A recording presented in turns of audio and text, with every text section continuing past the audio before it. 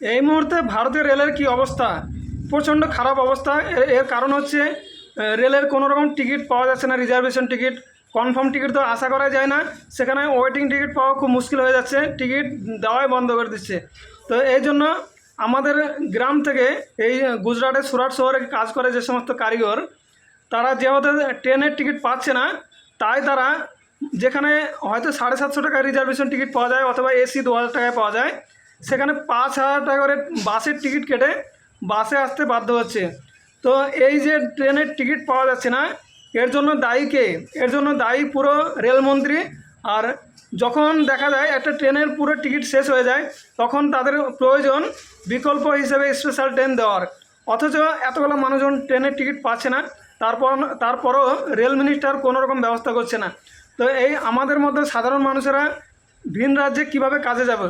কেরালা হোক, মুম্বাই হোক, গুজরাট হোক, পশ্চিমবঙ্গতে যে সমস্ত গাড়িগুলো যায়, কোনো গাড়িতে ঠিকঠাক টিকিট পাওয়া যায় না। আর এর জন্য রেলমন্ত্রী পুরো দায়ী। আর এটা কয়েক বছর থেকে আমরা দেখে আসছি। আমি দীর্ঘ 20 বছরের ওপরে এই বাইরে থাকি, এরকম অবস্থা কখনোই হয়নি।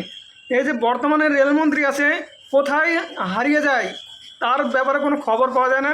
এবং রেলের এরকম অবস্থা, টিকিট পাওয়া যাচ্ছে না, ট্রেনের টিকিট ব্ল্যাক হয়ে যাচ্ছে, ব্ল্যাকে বিক্রি হচ্ছে। যেখানে 2000 টাকা টিকিট, সেটা 5000 টাকা কিনতে হচ্ছে আমাদেরকে, অথচ রেল মিনিস্টার কোনো রকম কোনো ব্যবস্থা করে না। তো সাধারণ মানুষ যদি এই কাজের রোজগারের জন্য ভিন রাজ্যে যাওয়ার চেষ্টা করে, যদি টিকিট না পাওয়া যায়, তাহলে তারা কীভাবে ভিন রাজ্যে কাজে যাবে? আর দ্বিতীয় নম্বর হচ্ছে, যদি আমাদের বাঙালিরা ভিন রাজ্যে কাজে না যায়, তাহলে বাঙালিদের সংসার চালানো খুব ভারী পড়ে যাবে। কারণ হচ্ছে পশ্চিমবঙ্গের বুকে কোনো রকম কোম্পানি নাই, কোনো কাজের ব্যবস্থা নাই, কোনো উন্নতি নেই। টিএমসির আমলেও ছিল না, এখন বিজেপি এসেছে, এদের আমলেও থাকবে না। তো বাঙালিদেরকে ভিন রাজ্যে গিয়ে কাজ করতেই হবে।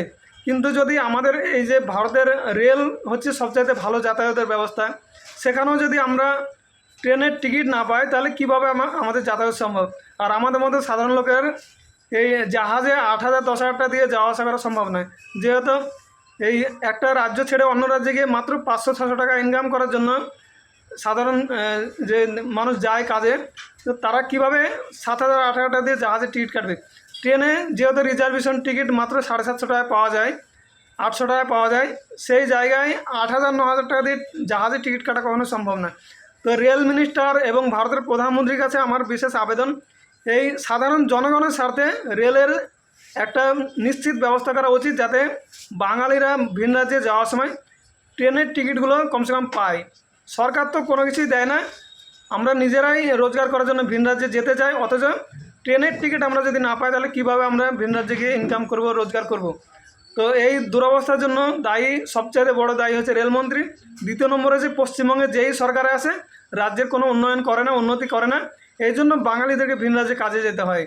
তো জানি না বাঙালিদের রাজ্যের থেকে কবে ইনকাম করার ব্যবস্থা হবে, কবে রাজ্যের মানুষ নিজের রাজ্য থেকে কাজ পাবে, সেটা তো আমরা আশাও করতে পারি না। কারণ আমাদের পশ্চিমবঙ্গে যে রাজনীতিবিদরা থাকে, এরা শুধুমাত্র তাদের সিংহাসন দখল করার জন্য রাজনীতি করে, জনগণের জন্য, রাজ্যের যুবকের জন্য কোনো ব্যবস্থা করে না। একটা কলকারখানা করবে না, একটা কিছু করবে না, শুধু অন্যান্য দল থেকে কিভাবে নেতাদেরকে নিয়ে আসতে হবে, রাজনীতি করতে হবে, শুধুমাত্র এটাই চলতে থাকে। তো প্রত্যেকটা সাধারণ জনগণকে আমার প্রশ্ন, যারা এই ভিডিওটা দেখছো, অবশ্যই ভিডিওটা দেখার পরে আমার এই মন্তব্যগুলো ভালোভাবে বুঝবে, তারপরে কমেন্ট করবে, আর ভিডিওটা শেয়ার করবে এবং প্রত্যেকটা বাঙালিদেরকে দেখার সুযোগ করে দেবে। রেলমন্ত্রী কেন জনগণের জন্য টিকিটের বা রেলের ব্যবস্থা করছে না? কেন আমরা বাইরে যাওয়ার জন্য গাড়িতে সিট পাচ্ছি না, টিকিট পাচ্ছি না? এটার ব্যবস্থা একান্তই হওয়া দরকার। কারণ সাধারণ মানুষ রেলের ব্যবস্থাকে, রেলে যাতায়াতটা বেশি পছন্দ করে এবং কম খরচে যাতায়াত করা হয়। তো জনস্বার্থে ভিডিওটা শেয়ার করবে এবং গঠনমূলক কমেন্ট করে জানাবে যে বিষয়গুলো আমি তুলে ধরলাম সেগুলো কতটা গ্রহণযোগ্য।